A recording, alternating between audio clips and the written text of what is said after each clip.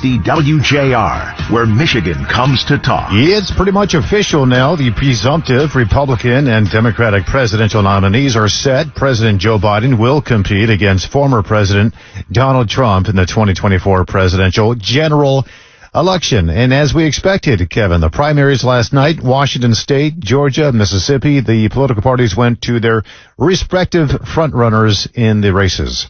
Yeah, Tom, it may not be official until the conventions, but America got exactly what America does not want. 80% of voters say they do not want a rematch between Joe Biden and Donald Trump. And with last night's primary results, we have Biden versus Trump. I was talking to a journalist last night, Tom, and mentioned last night's primary results. They said, who cares? It's a foregone conclusion. I thought there must be some reason to care. So we asked our good friend Dave Dulio, director of the Center for Civic Engagement, political science professor at Oakland University, to come on and help with this conundrum. Good morning, Dave. How are you? I'm well, guys. Good morning. Thanks for having me. I appreciate you being here. I guess what was most interesting to me was kind of watching for how many people did not vote for Donald Trump and how many people did not vote for Joe Biden. And there were a few. Sure. Just as there have been in each of the contests thus far, right? I mean, there are some Democrats who are they may not be totally opposed to Joe Biden, but they are they want to demonstrate that they're not fully supportive, and we know, of course, that they're on the Republican side any number of folks who want to move on from the president or want to see a different nominee or some combination of those, and both candidates are incredibly flawed, right, for different reasons. And the votes against them in these primary contests demonstrate that. When you look at people who supported Nikki Haley or Ron DeSantis or Chris Christie or people who voted uncommitted instead of voting for Joe Biden, do all of those folks stay with their respective parties, or are they up for grabs? Well, I think most of them will come home and vote for the respective nominee, right? It's a choice between for Democrats who don't really support Joe Biden. It's now a choice between Biden, Trump, and maybe another candidate. Right? There are going to be folks on the ballot who don't represent the two major parties, and in Michigan, that might be front and center. I'll take you back 8 years. In 2016, there were 325,000 people in Michigan who didn't vote for Trump or Clinton in that year.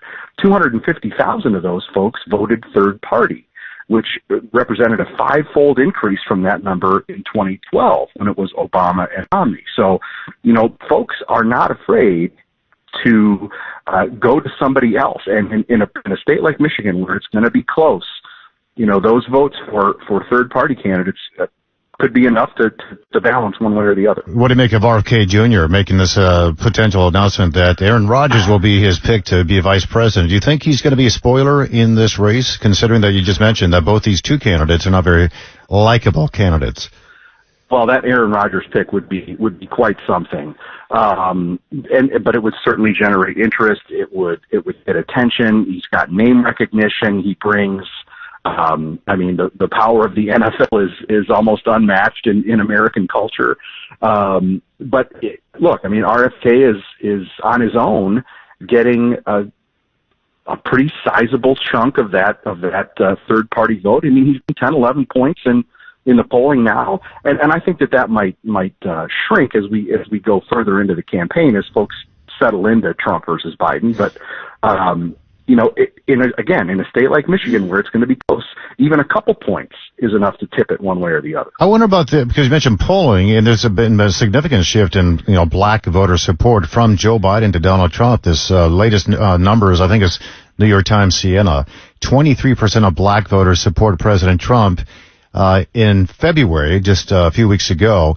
That compares to 4% in October of 2020. How does this, do you think, what does this indicate about the Democratic Party's relationship with this traditional base?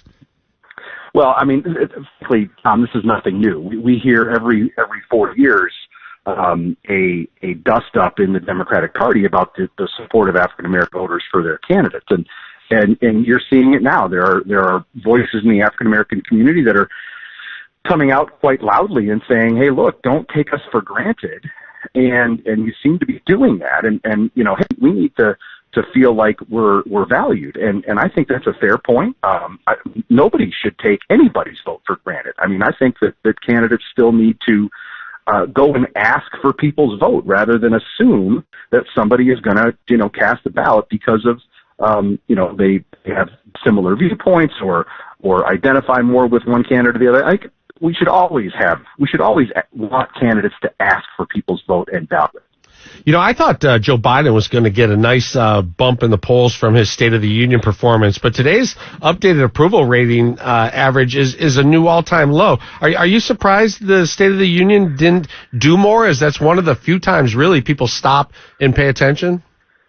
I'm not, and it's just because, you know, I think we've talked about this before. The opinions that people have about Biden and Trump, for that matter, are pretty baked in, right? I mean, people aren't hemming and hawing over how they feel about the former president, or I think even the current president. So, you know, he gave a speech last week that was probably one he needed to give, and he performed pretty well. But, you know, it was never going to be something that really boosted him to where he would be in a much stronger position for the general election.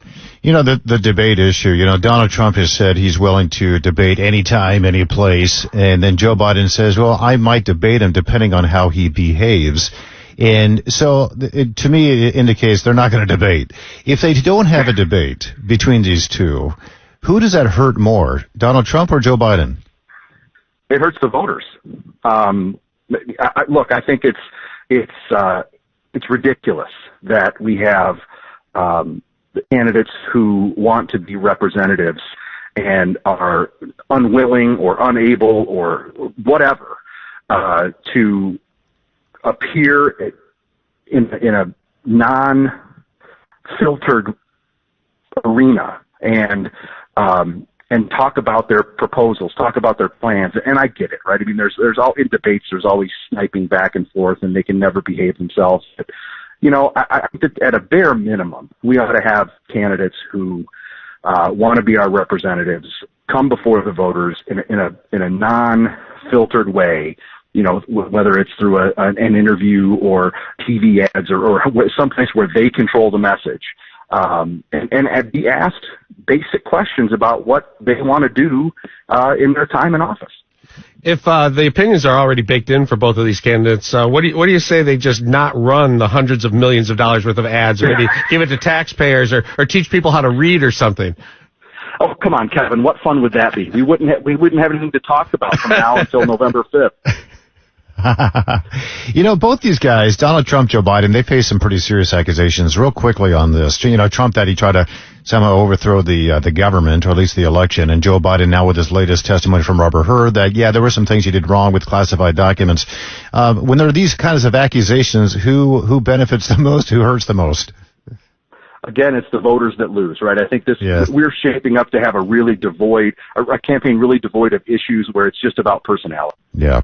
Polls are interesting when it relates to this stuff. Well, we're going to get into that next with our callers. Dave Dulio, Director of the Center for Civic Engagement and Political Science Professor at Oakland University. Good to talk to you again, Dave. Thanks so much. Thanks for having me. All right, have a good one. We will take your calls and your text messages up next. It's 800-859-0957, 800-859-0WJR.